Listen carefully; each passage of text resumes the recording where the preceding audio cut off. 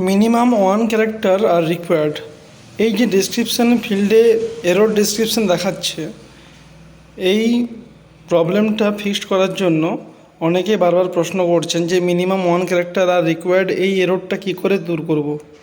তো এটা দেখানোর জন্য আজকের এই ভিডিওটা আমরা বানাচ্ছি, যেখানে আমি দেখাতে পারি আপনাদেরকে একবার ড্যাশবোর্ড থেকে শুরু করে যে কীভাবে আমরা করব। এখানে একটা এগিয়ে দেওয়া আছে, রিজিউমিং ফাইলে গিয়ে করে আমরা যখন প্রথম থেকে দেখাচ্ছি সব কিছু কনফার্ম করার পরে যখন আমরা প্রসিড টু ভেরিফিকেশানে যাচ্ছি, এখানে প্রসিড টু ভেরিফিকেশানে দেখুন, যখন আমরা এটা ভ্যালিডেশনে যাচ্ছি এখানে ক্লিক করে নেব। ক্লিক করে এখানে প্রসিড টু ভ্যালিডেশন করলাম।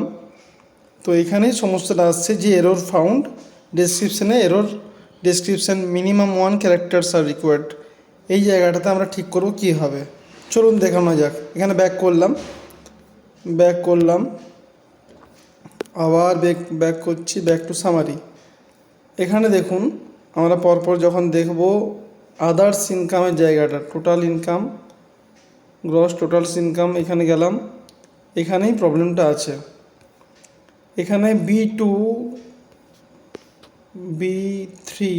B3 income from other sources, এই জায়গাতে দেখতে পাবেন কলমগুলোতে এখানে একটা অ্যানি আদার্স লেখে আছে, এইটাকে ক্লিক করে নিতে হবে। চেক বক্সে ক্লিক করে নিলে এডিট অপশানটা থাকবে। এই এডিট অপশানটাতে ক্লিক করলেই আমি এখানে দেখতে পাবো অনেকগুলো কলাম, যেখানে ডেসক্রিপশান বলে একটা কলাম আছে। এই ডেসক্রিপশান কলামের মধ্যে আমাদেরকে কিছু একটা লিখে দিতে হবে। যেমন এই ইনকামটা আমার ইন্টারেস্ট থেকে এসছে, আমি AIS থেকে পেয়েছি। তো ইন্টারেস্ট, এখানে ইন্টারেস্ট ইন্ট লিখে দিলেও হবে, ইন্টারেস্ট লিখে দিলেও হবে, যা হোক একটা কিছু লিখে দিলেই হবে। এখানে এই সেভ করে নিলাম। সেভ করে এগেন আমি সবগুলো সেভ করে যাব।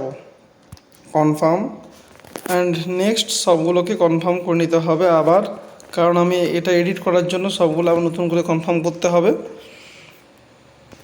নতুন করে কনফার্ম করে নেওয়ার পরে আপনি আবার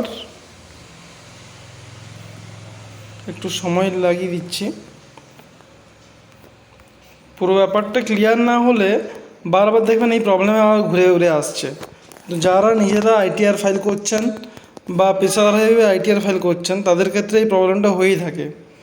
এখানে প্রসিড টু ভেরিফিকেশান আবার এলাম, আবার এগেন যেমন করতে হয় সেরকমভাবেই নিয়ে যাব, কিন্তু এখন আর এররটা আসবে না।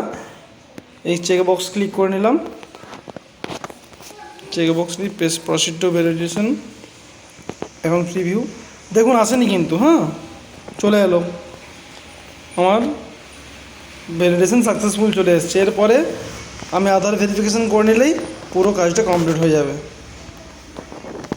ধন্যবাদ। আপনারা এইভাবে করুন, কাউকে সাহায্য করুন, নিজের কাজটা করে নিন। ধন্যবাদ।